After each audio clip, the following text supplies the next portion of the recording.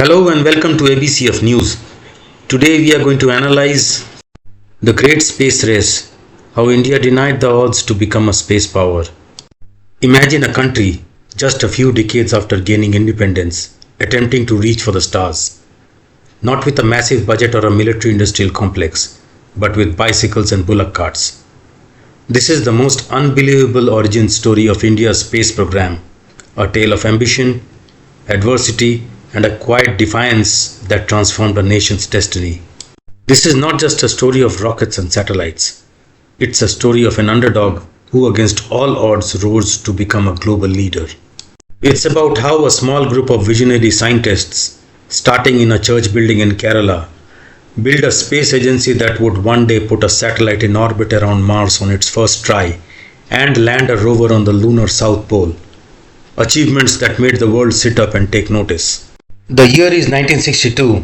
While the world's superpowers were locked in a furious space race, Dr. Vikram Sarabhai, a brilliant scientist, had a different dream for India. He didn't see space as a battleground but as a tool for progress. His vision was simple yet revolutionary: to use space technology to uplift the lives of millions of Indians, from telecommunications and education to weather forecasting and agriculture. He was convinced that if India wanted to solve its immense developmental problems, space technology was not a luxury but a necessity.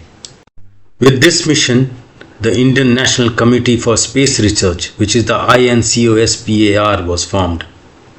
The early days were a scene straight out of a movie. A church was converted into a lab, and the first rocket parts were transported on bicycles. Yes, you heard that right, bicycles. The first sounding rocket, a small one, was launched from a village near Thiruvananthapuram. It was a humble beginning, but it was the first crucial step in a marathon. The dream was to be self-reliant, to carve out of its own niche in a domain dominated by the superpowers.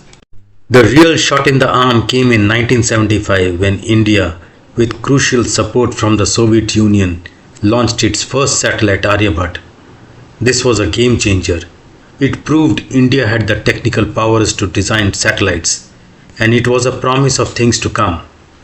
India's fledgling space program was slowly but surely taking flight, propelled by the foundational work of leaders like Professor Satish Dhawan, who took the helm after Sarabhai and steered the organization towards a period of significant growth. It was under Dhawan's leadership that the groundwork of India's indigenous launch vehicles was laid, transforming the organization from a research-focused body into an operational space agency. Then came the American blockade, which was a blessing in disguise. As India's space ambitions grew, a major challenge emerged from an unlikely source. It was the United States. In the early 1990s, India and Russia agreed on a deal for the transfer of cryogenic engine technology.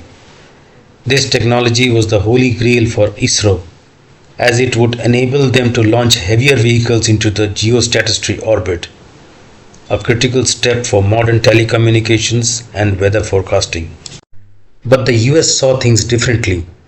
Citing concerns about missile proliferation and missile technology control regime, which is the MTCR, they slapped heavy sanctions on both ISRO and the Russian space agency Glavkosmos. The US pressurized Russia to kill the deal, effectively cutting India off at the knees. This was a significant curveball, and it put ISRO in a tight spot. The sanctions included a 2-year ban on all US licensed exports, imports, and government contracts with the two entities. The US's actions were seen by many as an attempt to nip India's space program in the bud and prevent a new, cost-effective competitor from emerging. The US's stance was a clear signal that it was unwilling to allow a new player to join the exclusive club of nations with advanced space capabilities. For a moment, it seemed like India's dreams of reaching for the geostationary skies was in jeopardy. However, the US sanctions meant to be a roadblock turned into a powerful catalyst. ISRO, who was facing with a challenge of make or break situation, had only one option: to develop its own cryogenic engine from scratch. It was an incredibly difficult challenge, filled with years of trial and error, But Indian scientists, fueled up with spirit of self-reliance, took it as a personal mission. The story of ISRO is in many ways the story of turning this massive adversity into an unparalleled opportunity. It proved to be a pivotal moment that forced India to rely on its own scientific talent, a decision that would pay dividends for years to come. Russia has been India's unwavering ally. In this period of immense pressure, Russia stood as a crucial ally. Despite the sanctions, Russia did not abandon India.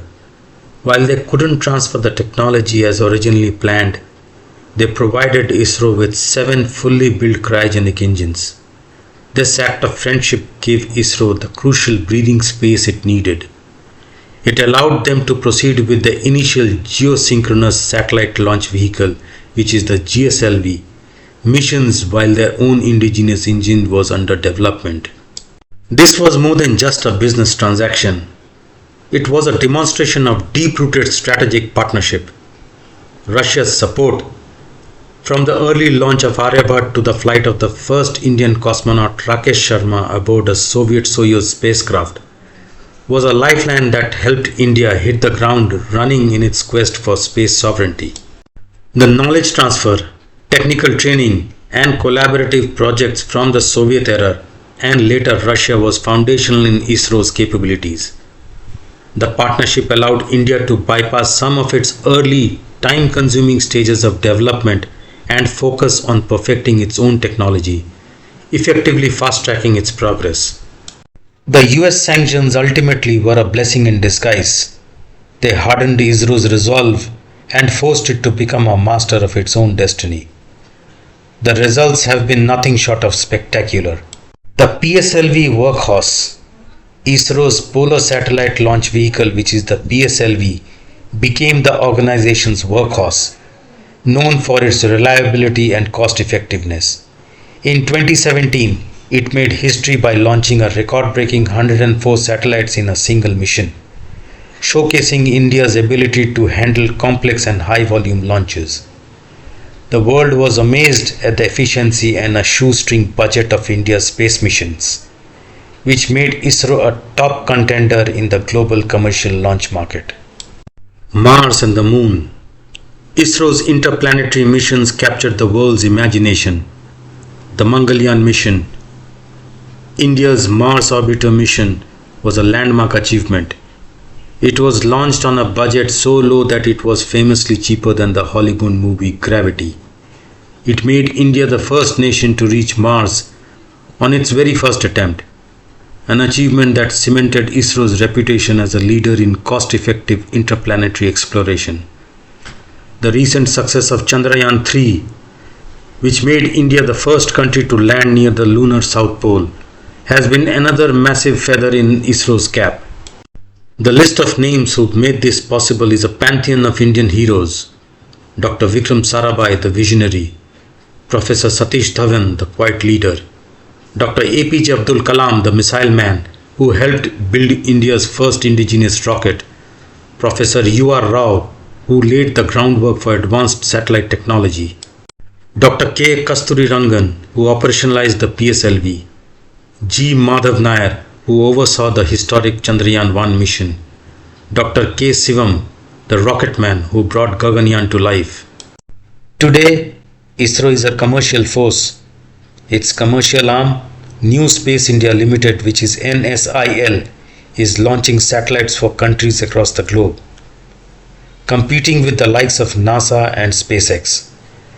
The story of ISRO is a testament to what a nation can achieve with vision, determination, and a refusal to be intimidated. It's a reminder that a simple bullock cart can, with enough ambition, lead to the stars. The world now sees India not just as a land of ancient wisdom, but as a modern technological powerhouse, a space power to be reckoned with. Share your views in the comments. Don't forget to like, subscribe, and hit the bell icon for more deep dive analysis into global politics. See you in the next video.